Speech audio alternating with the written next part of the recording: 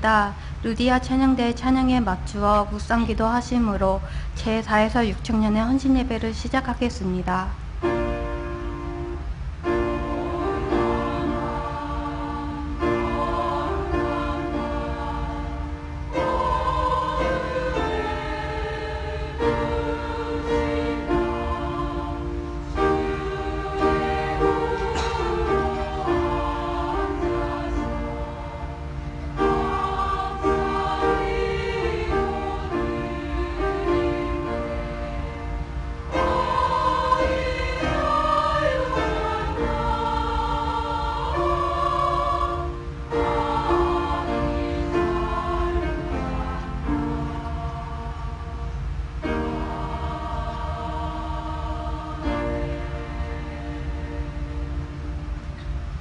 다 함께 찬송가 28장을 부르시겠습니다.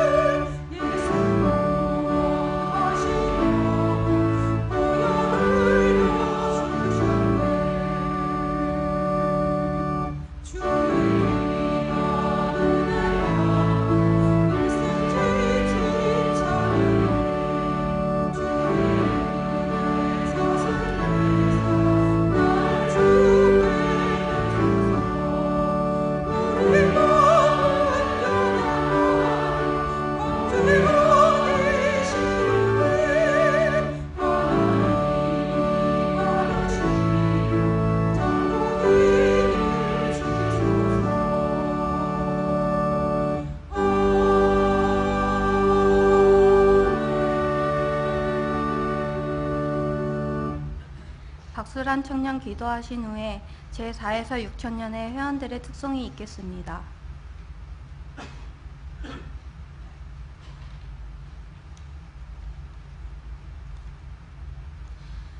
사랑하는 하나님 아버지, 죄인인 우리들을 불쌍히 여겨주시고 사랑해 주셔서 감사합니다.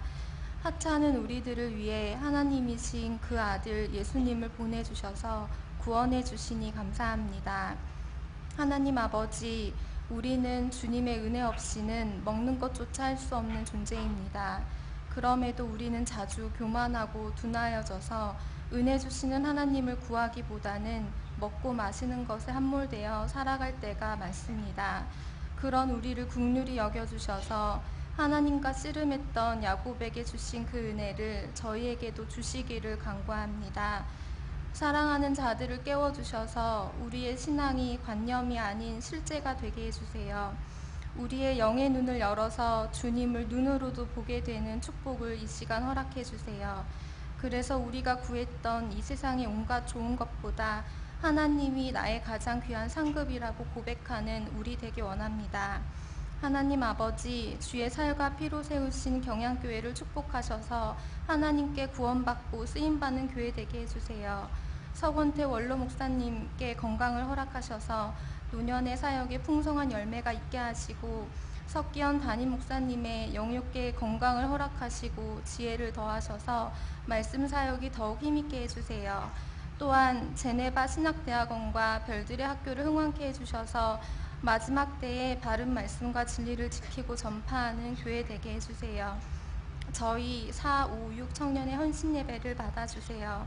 감사드리며 살아서 역사하시는 우리 구주 예수 그리스도의 이름으로 기도드립니다. 아멘.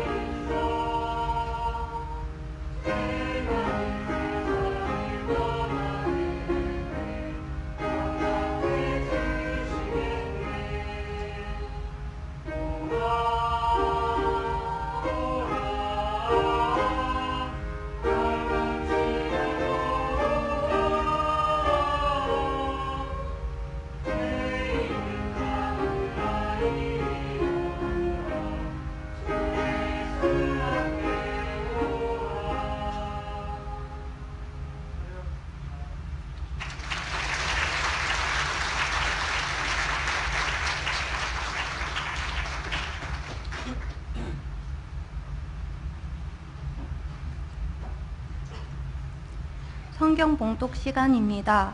오늘 말씀은 누가복음 1장 46에서 56절의 본문입니다.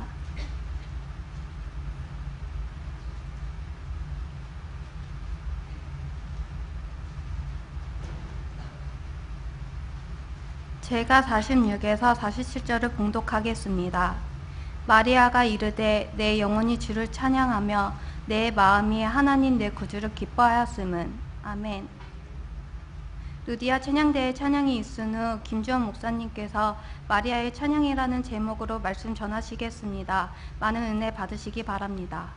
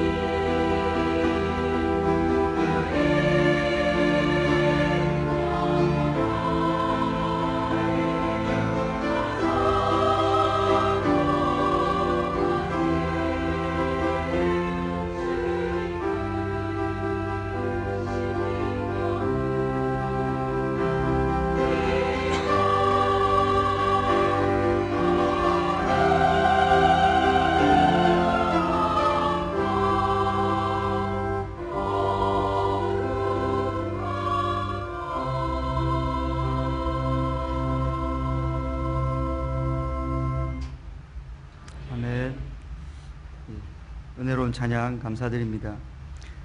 언어의 배열에 일정한 규율이 있는 것을 운문이라고 하는데 그 운문의 대표적인 예가 시입니다.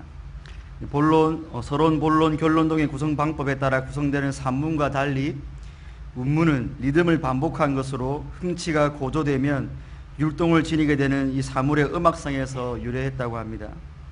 산문과 비교했을 때 운문의 장점 중 하나는 이 작가나 시인의 감정 상태를 가장 효과적으로 나타낼 수 있는 것입니다. 반대로 산문은 작가가 말하고자 하는 주제를 가장 명료하게 풀어낼 수 있는 장점은 있지만 이 글이 주는 긴장감이나 이 생동감은 운문의 그것과 비교할 때 덜할 수밖에 없습니다. 그런데 누가복음에서 이 세례 요한과 예수님의 탄생을 다루는 기사들에는 유독 시적 형태의 본문들이 많이 등장합니다. 세례 요한의 어머니 엘리사벳의 큰 소리로 불러 이런 말, 혹은 세례 요한의 아버지인 사가랴의 예언, 그리고 천사들의 찬송, 시몬의 찬송 등이 시적 형태인 운문으로 기록되어 있습니다. 산문체가 주를 이루는 성경에서 예수님의 탄생 기사 부분에 운문체가 눈에 띄게 두드러지는 효과는 앞서 말씀드린 대로 그리스도의 오심이라는 결정적인 사건을 맞이하면서 자연스럽게 나타나는 감격과 찬양의 반응을 가장 역동적으로 표현할 수 있기 때문일 것입니다. 이 시간에는 시의 형태로 기록된 오늘 본문의 내용을 통해 성탄을 맞이하는 성도가 큰 감격 가운데 하나님을 찬양해야 할 이유가 무엇인지 함께 상고해 보도록 하겠습니다. 첫째로 거룩하신 하나님께서 비천한 자와 같은 성도 각자에게 아들을 보내주셨기 때문입니다. 함께 본문 46절로 49절을 합독하시겠습니다. 마리아가 이르되 내 영혼이 주를 찬양하며 내 구주를 기뻐하였음은 그의 여종의 비천함을 돌보셨음이라. 보라 이제 후로는 만세에 나를 복이 있다 일컬으리로다. 능하신 이가 큰 일을 내게 행하셨으니 그 이름이 거룩하시며. 아멘. 오늘 함께 읽은 본문은 예수님의 탄생과 또 그분의 유년기의 이야기를 담은 누가복음 1장 5절부터 2장 52절 중에 한 에피소드이며 또 마리아를 향한 엘리사벳의 축복에 대한 마리아의 반응으로 나타나고 있습니다. 본문의 바로 앞부분에서 엘리사벳은 마리아가 주님의 어머니가 되는 복을 받았다며 축복해 주었는데, 이는 엘리사벳이 마리아의 태중에 있는 아이가 메시아로 오실 분임을 알았기 때문에 그랬습니다. 그리고 엘리사벳이 마리아를 향하여 45절에서 주께서 하신 말씀이 반드시 이루어지리라고 믿은 그 여자에게 복이 있도다라고 한 것처럼 마리아 역시 자신의 복 중에 있는 아이가 메시아임을 믿음으로 알고 있었습니다. 마리아는 바로 이런 확신 가운데서 내 영혼이 주를 찬양하며 내 마음이 하나님 내 구주를 기뻐합니다라는 찬양으로 올려드리고 있습니다. 여기 내 영혼과 내 마음은 동의어로서 이 찬양이 마리아의 마음속 깊은 곳에서 우러나온다는 것을 강조하는 것으로 바로 내가 주를 찬양하며 바로 내가 내 구주를 기뻐합니다라는 강조의 표현입니다. 이 구절에서 찬양하며로 번역된 헬라어는 큰 혹은 위대한 등의 의미를 지닌 메가스에서 유래한 동사로서 본절에서는 크게 높여드린다라는 의미로 사용되었습니다. 그리고 기뻐하였음으로 번역된 헬라어 역시 하늘로 치솟아 오를 것 같은 충만한 기쁨을 의미하는 것으로 이 두 단어들은 하나님을 찬양코자 하는 마리아의 마음이 그 얼마나 열정적이며 간절한가를 여실히 보여주는 대목입니다. 그리고 마리아는 찬양의 대상이신 하나님을 향하여 주와 구주라고 칭호를 사용했습니다. 특별히 주로 번역된 헬라어 퀴리오스는 하나님께 사용될 때에는 절대 주권으로 온 피조세계를 통치하시는 하나님을 의미합니다. 마리아는 바로 그 절대 주권의 통치자 앞에서 자신이 얼마나 비천한 존재임을 깨달았습니다. 또한 하나님을 구주라고 함으로 마리아 역시 하나님의 구원이 필요한 죄인임을 고백하고 있습니다. 이와 같은 마리아의 고백은 로마 가톨릭이 마리아는 원죄가 없는 무죄 상태에서 예수님을 잉태했다는 그 마리아 무구 회태설이 얼마나 비성경적인 이단 교리인가를 명백하게 보여주는 것입니다. 이어지는 47절로 49절은 왜냐하면이라는 접속사로 시작하여 마리아가 하나님을 향하여 이다지도 크고 충만한 찬양과 기쁨을 올려드리는지에 대한 그 개인적인 이유가 기록되어 있습니다.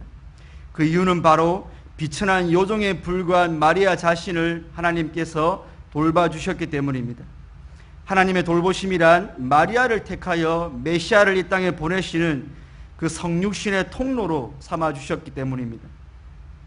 마리아는 48절에서 여종의 비천함을 돌보셨음이라고 하여 마리아 자신이 비천한 요정에 불과하다는 것을 다시 한 번 더 강조하면서 그런 자신을 메시아가 이 땅에 오시는 데 필요한 통로로 사용하신 그 하나님을 찬양하고 있습니다.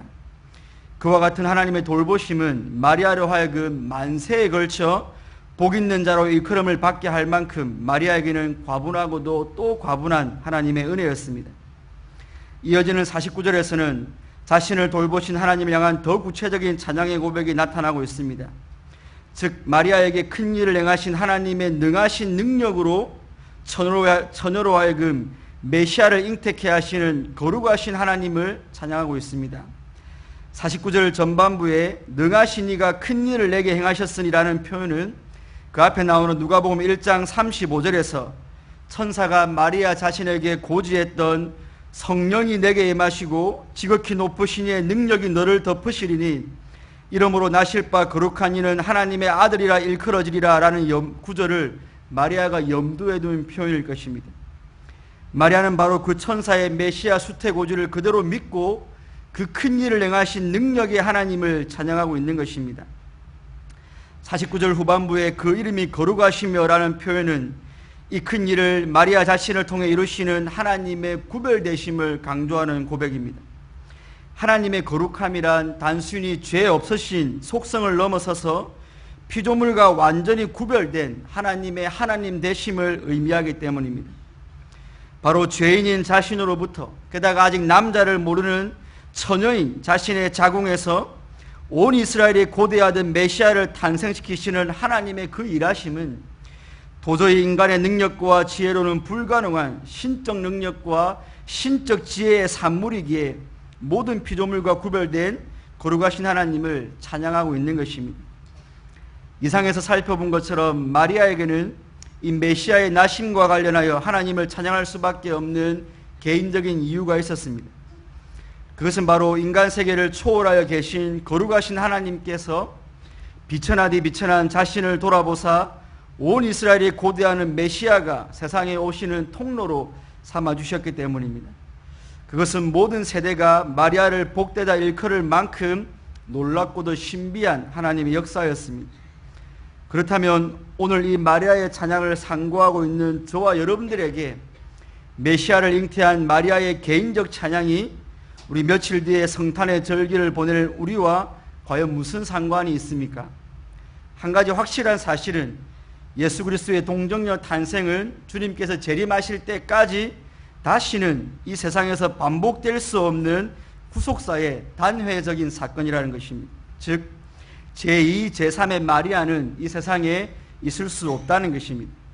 그럼에도 불구하고 그리스도께서 오신 성탄의 절기를 맞이하는 저와 여러분들이 마리아보다 하나님을 더 크게 찬양해야 할 이유가 있는데 그것은 바로 심히 불결하고 추악한 죄인들을 예수 그리스도를 모시는 성전으로 삼아주셨기 때문입니다.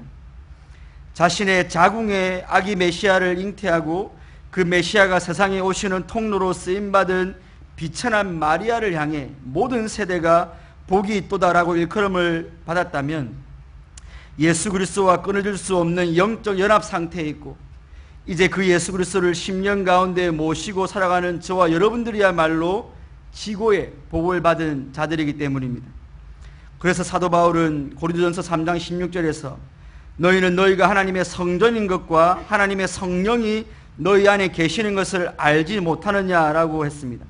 그러면서 그 하나님 우리 안에 계신 성령이 어떤 분이냐면 로마서 8장 10절에서 또 그리스도께서 너희 안에 계시면 이라고 하면서 우리 안에 계신 성령이 바로 예수님을 대신하여 온 예수의 영이심을 증거하고 있는 것입니다. 이처럼 성도가 하나님의 성전인 것과 성도 안에 그리스도께서 계신다는 사실을 성경은 분명히 가르쳐주고 있습니다. 이 지고의 복을 내려주신 하나님을 향한 오늘 저와 여러분들의 찬양은 어떻습니까? 마리아가 내 영혼과 내 마음이라고 반복하여 강조한 것처럼 예수 그리스도를 우리에게 보내주신 하나님을 향한 찬양이 여러분 각자의 심령에서 터져 나오고 있습니까? 마리아는 비천한 자신에게 메시아를 보내신 그 하나님을 크게 찬양한다고 하였고, 그 하나님을 향한 기쁨의 정도가 하늘로 치솟아 오를 만큼이라고 하였는데, 마리아보다 더 큰 복을 받은 여러분 각자의 찬양과 기쁨은 어떻습니까? 돌아오는 주일 밤 예배는 성탄 찬양 예배로, 그리고 25일은 성탄 축하 예배로 드리게 될 텐데, 우리는 죄인 구원을 위해 이 땅에 오신 예수 그리스도와 그 메시아를 보내신 하나님을 찬양하는 그 시간보다, 그 시간을 어떻게든 잘 때우고 집으로 돌아가서 혹은 브리아슨과 같은 휴일의 밤거리로 나서서 즐길 그 다른 무엇인가를 기대하고 있지는 않습니까? 성탄절기를 맞아 드려지는 모든 예배의 순간들은 순서를 준비한 주일학교 친구들이나 일부 몇 사람들만의 행사가 절대로 아닙니다. 참으로 그 마음의 성전에 예수 그리스도를 모시고 살아가는 모든 성도 개개인이 그 지고의 복을 내려주신 하나님을 충만한 기쁨 가운데 크게 높여드려야 합니다. 혹 여러분 중에 개인의 형편과 이 상황에 함몰되어 날 위해 그리스도를 보내주신 하나님을 찬양하는 것을 무의미하게 여기며 냉랭하고 건조한 마음의 상태에 있는 분이나 혹은 인생의 여러 가지 풍파에 지쳐 하나님을 찬양할 여력조차 남아있지 않은 분도 계실지 모르겠습니다.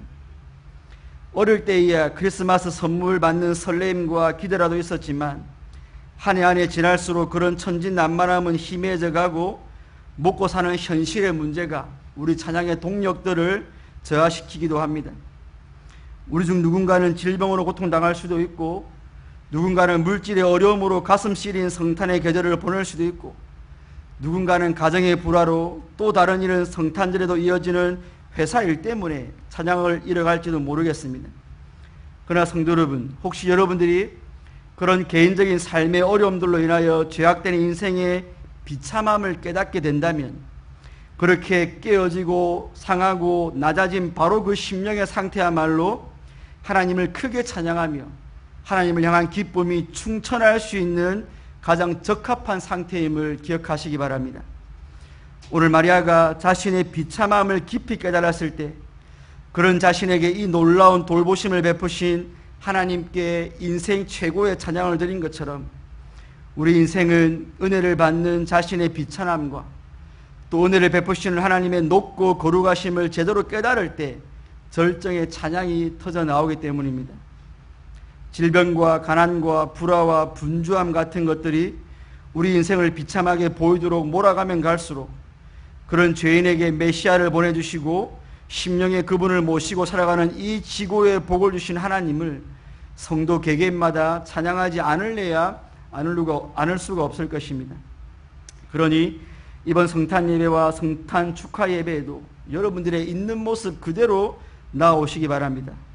그리고 여러분이 처한 그 환경과 그 삶 속에 찾아오신 예수 그리스도와 예수 그리스도를 보내신 거룩하신 하나님 아버지께 마음속 깊은 데서 우러나오는 최고의 찬양을 올려드리시기를 주님의 이름으로 축원드립니다. 둘째로, 신실하신 하나님께서 예수 그리스도를 보내심으로 언약 백성들과 맺은 언약을 성취하셨기 때문입니다. 우리 함께 본문 50절로 56절을 압독하시겠습니다. 긍휼하심이 두려워한 자에게 대대로 이르는도다.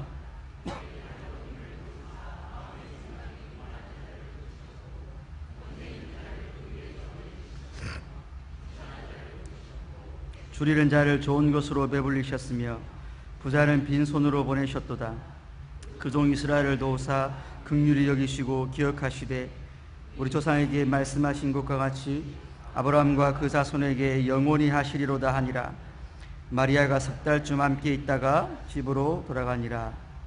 아멘. 앞선 첫 번째 대제의 찬양이 이 마리아 개인에게 특별한 은혜를 베푸신 하나님의 행위에 초점을 맞추었다면, 두 번째 대지는 자기 백성을 향한 하나님의 사역에 초점을 맞추고 있습니다.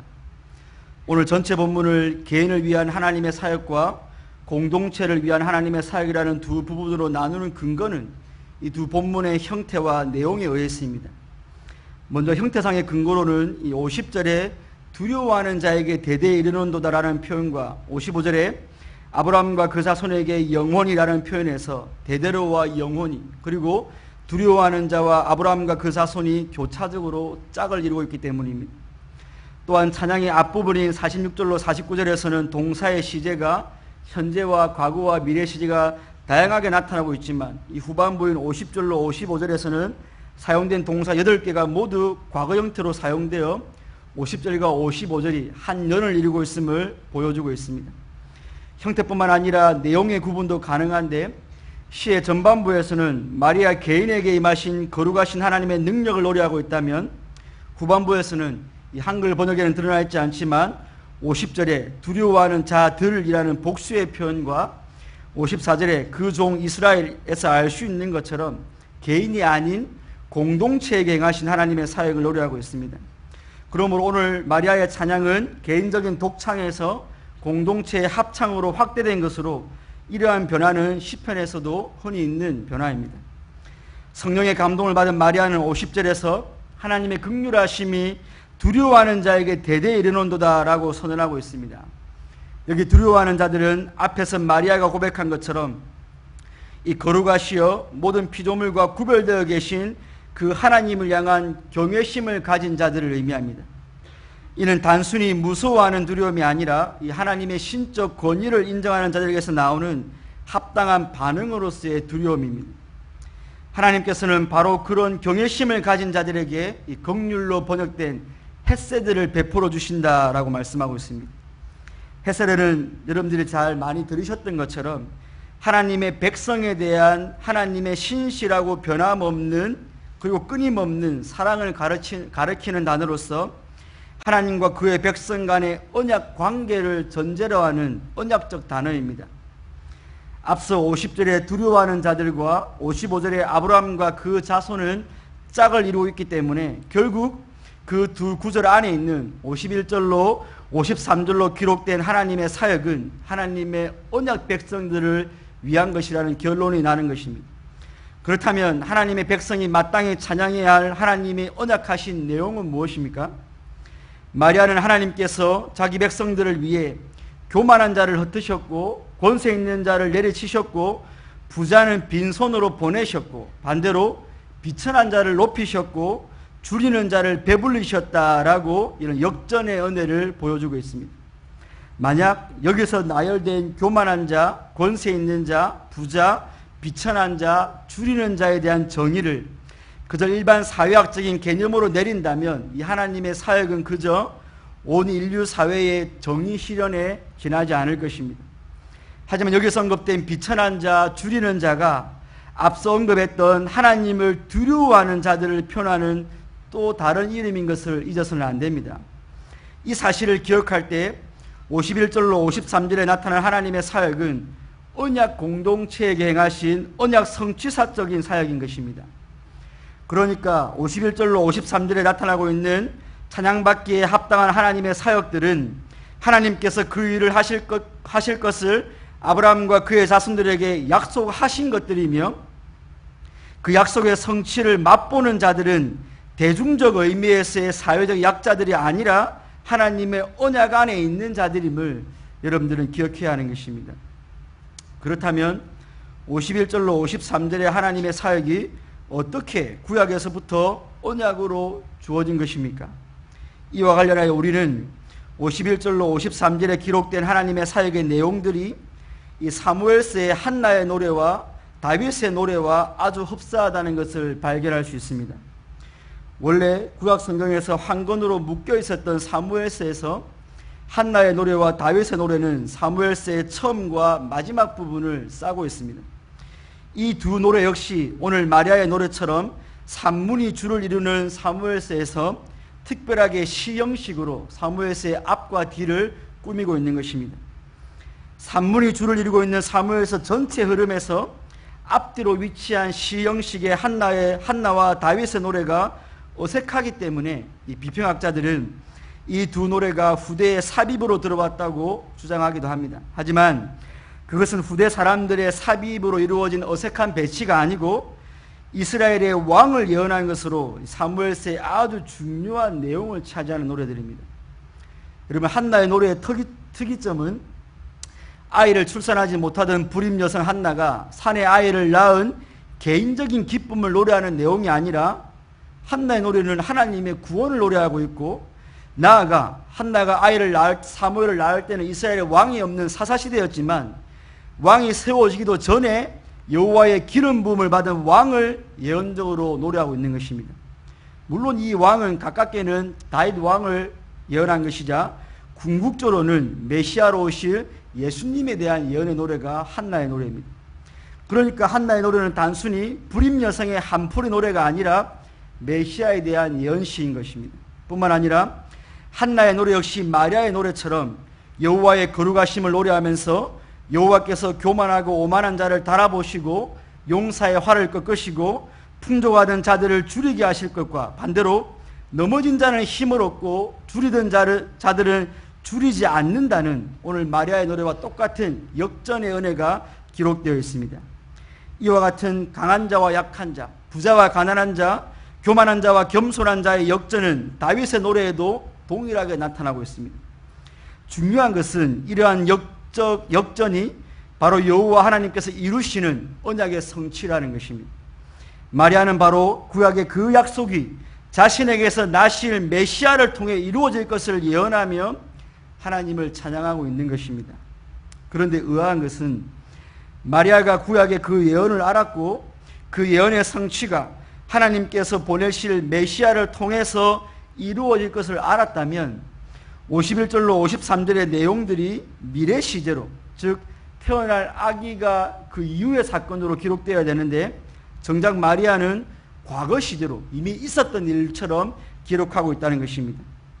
바울이 고린도서 6장에서 말한 것처럼 무명한 자 같으나 유명한 자요, 죽은 자 같으나 보라 우리가 살아있고, 징계를 받는 자 같으나 죽임을 당하지 아니하고, 근심하는 자 같으나 항상 기뻐하고, 가난한 자 같으나 많은 사람을 부유하게 하고, 아무것도 없는 자 같으나 모든 것을 가진 자로서의 그리스도의 신분은 바로 그리스도 안에서 주어질 것이기 때문에 메시아가 태어나기도 전에 이런 대반전이 이루어진 것처럼 과거 시제로 표현하는 것은 어색한 것입니다.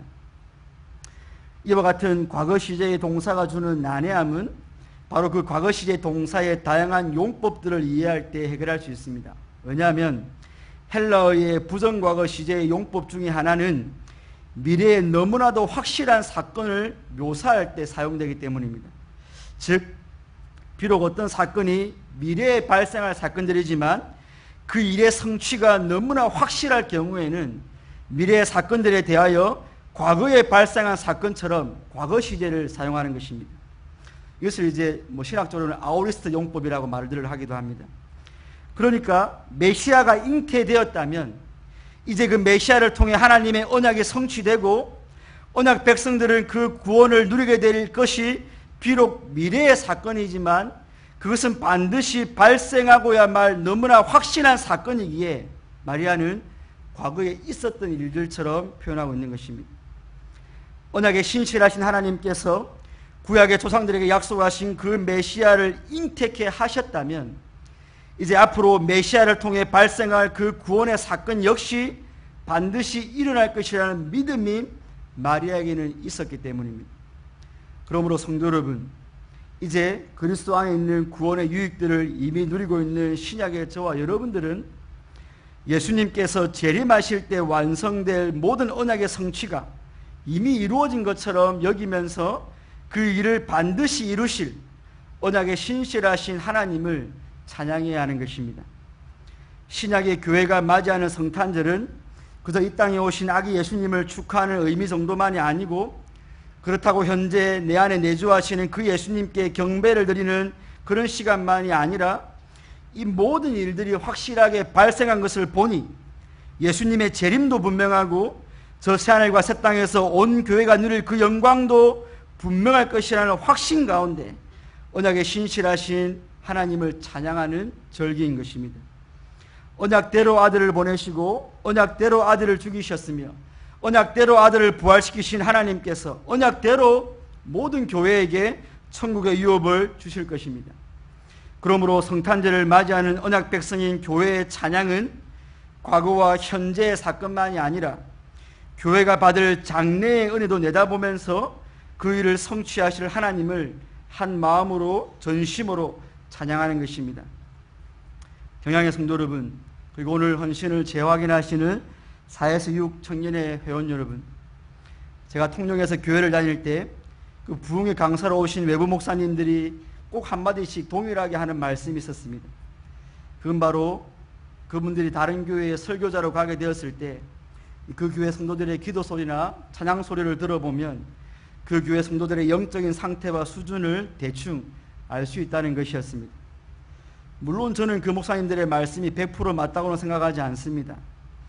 은사주의나 오순절파에 속한 성도들의 기도나 찬양의 뜨거움과 열정은 둘째가라면 서러울 정도이지만 그런 분들의 영적 수준이 모두 고차원적이거나 그분들의 영적 상태가 항상 건강한 것은 아니기 때문입니다.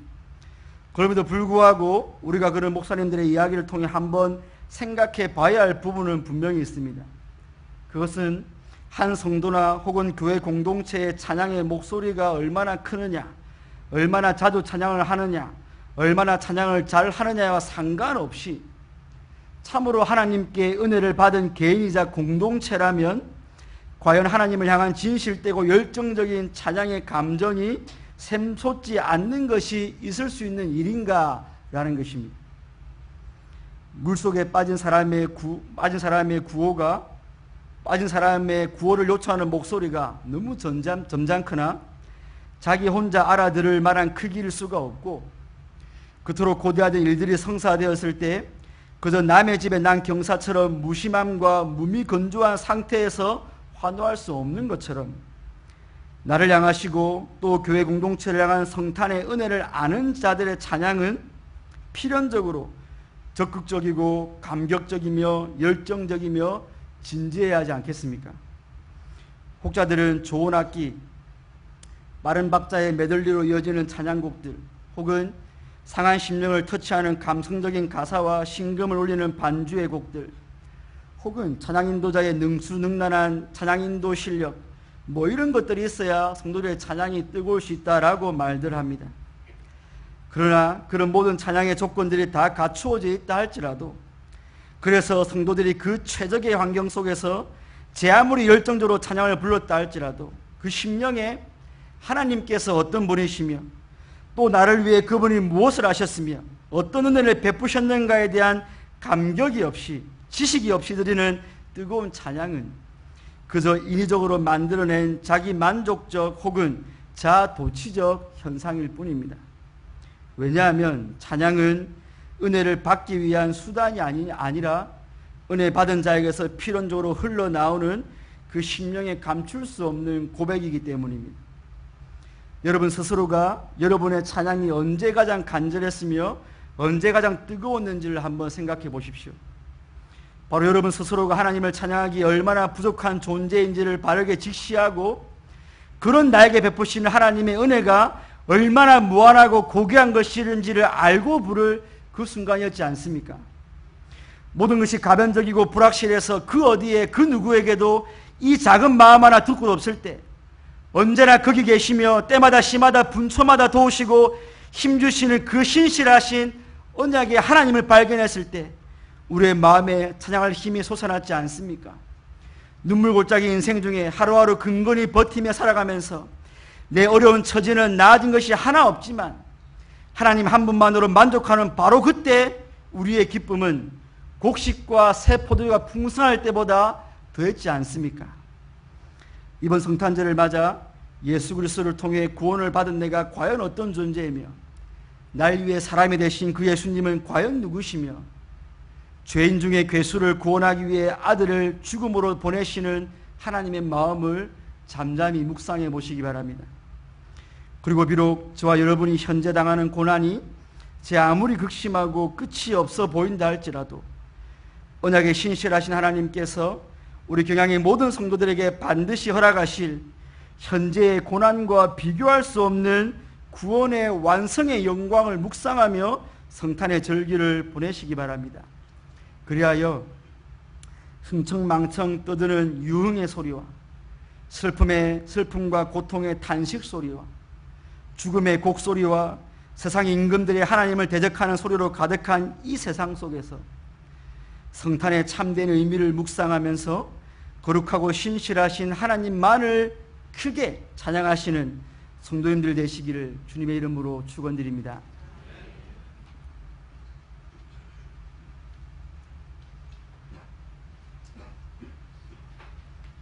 찬송가 104장을 부르시면서 준비하신 11조와 헌금을 하나님께 드리겠습니다.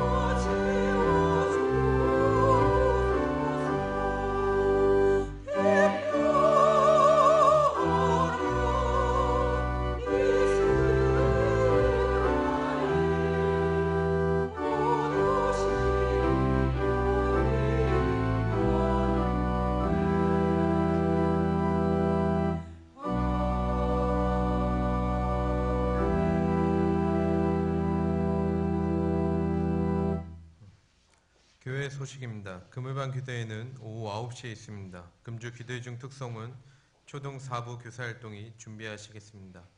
2017년도 회개연도가 12월 말로 마감됩니다. 금년 중 하나님께 드리기로 작정하신 각종 헌금과 회비를 12월 중에 정리해 주시기 바랍니다. 결혼식입니다. 발산 사교구 김재왕 성도 임경자 성도님의 이남 신랑 김우진 군과 가양 사교구 이종희 성도 안성희 성도님의 일녀인 신부 이자영 양의 결혼식이 금주 토요일 오후 1시 제2성전에서 담임 목사님의 주례로 있겠습니다. 금주 주일은 유아세례식, 경양 비정기도회, 정기당회가 있으며 밤에는 성탄 찬양 예배로 드리겠습니다. 교단 소식입니다. 2017 전국 USFC 종강감사 예배 및 졸업자 환송회가 금주 토요일 오후 2시 명지대학교 본관 대강당에서 있겠습니다. 예배 후 구역장 성경 공부가 있겠습니다. 구역장님께서는 교구별로 자리에 앉아주시기 바랍니다. 감사합니다. 이어서 청년의 소식입니다. 제4에서 6청년의 헌신 예배를 허락하신 하나님께 감사드립니다. 말씀을 전해주신 김주원 목사님, 찬양을 해주신 누디아 찬양대, 헌금을 위한 기도와 축도해주신 담임 목사님께 감사드립니다. 제4청년회는 82년 3월에서 84년 2월생, 5청년회는 84년 3월에서 85년 2월생, 6청년회는 85년 3월에서 86년 2월생으로 구성되어 있습니다. 주변에 이에 해당되는 성도님이 계시면 저희들과 함께 청년회 활동에 참여할 수 있도록 권면해 주시기 바랍니다. 오늘 우리 교회에 처음 나오셨거나 등록을 원하시는 분들은 예배가 끝난 후 친교실로 오셔서 담당 교역자님의 기도와 교회에서 준비한 선물을 받으신 후에 돌아가시기 바랍니다. 다 함께 성령 314장을 부르신 후에 담임 목사님 나오셔서 헌금을 위한 기도와 축도해 주심으로 제4에서 6천년의 헌신 예배를 모두 마치겠습니다.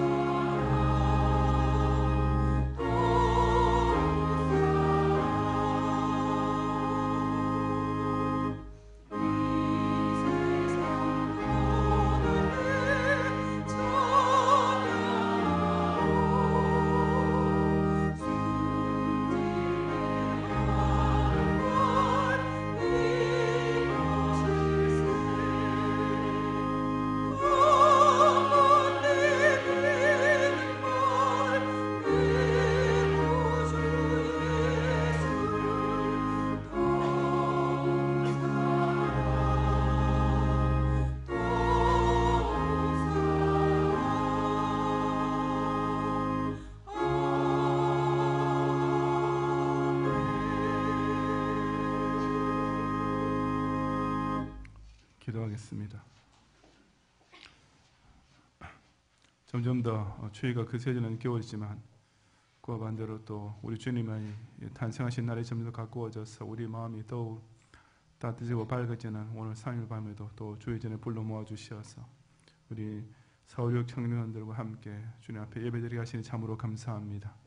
이 시간도 또 우리 모든 바친 찬양과 경배와 또 물질의 예물을 기쁘게 연락하여 주시고 우리 경야의 성도를 하여금 인정 하나님께서 나 같은 죄인에게 예수님을 당신의 독생자를 구주로 보내시던 사실에 대해서 뜨겁게 감사하는 마음이 넘쳐 흘러서 또 우리 남은 생애를 통해서 이 하나님을 기쁘시게 하는 그런 삶에 헌신하는 새로운 결단이 이 밤이 되도록 도와주시옵소서. 주님, 모든 우리 경야의 성도를 하여금 이번 성탄절도 또 이렇게 연례 행사처럼 맞이하지 아니하고 정말 예수님이 다른 사람의 나 같은 비천한 자를 위해서 친히 찾으신 사실에 대해서 정말 체험적으로 다시 한번 뜨겁게 감사하고 주님 영광을 돌리며 그 주님을 자신의 인격과 삶 속에 깊이 모셔드리고 또 평생 따라가는 그 은혜가 새로운 또 성탄이 될 수 있도록 인도하여 주시옵소서. 우리 경양교회가 이처럼 아기 예수님에 대해서 같이 기뻐하고 즐거워하는 이런 신앙의 공동체가 되게 하시고 바로 이 성탄절의 모습 그대로 반드시 속기 재림하실 주님 앞에서 공중에서 그분을 영접하며 또한 함께 즐거워하는 영광의 공동체로 꼭 이어지게 하여 주시옵소서. 우리 모든 경양의 성도들 가운데 특별히 연약하고 어렵고 인생의 고통이나 또 영적인 시험이 있는 자들을 이 성탄절 기간을 통하여서 새로운 은혜 더하여 주시어서 주님, 당신의 한 번 택하신 자는 결코 버려두지 않으시고 반드시 소생시키시는 그런 은총을 우리 모든 경영들이 다 누려서 같이 이 성탄절과 함께 또 더 가까워진 주님 재림의 날을 끼어서 자신의 기름을 채우고 준비할 수 있는 지혜로운 처녀들이 되게 하여 주시옵소서.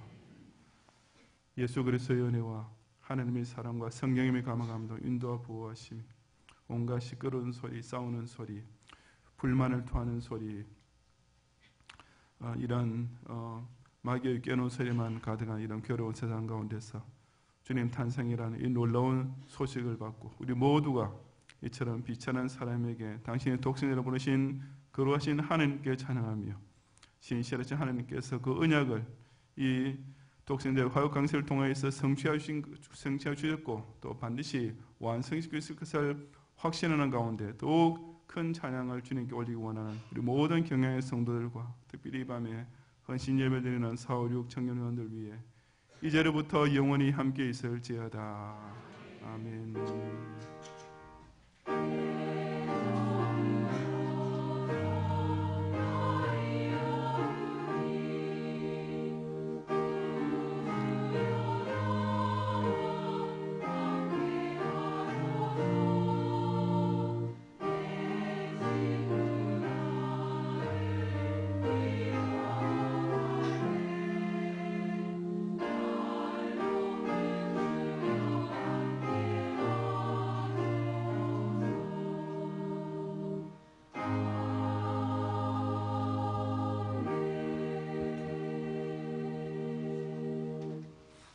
감사합니다. 평안히 가시고 금요일 밤 기도에 모이기 힘쓰시기 바랍니다.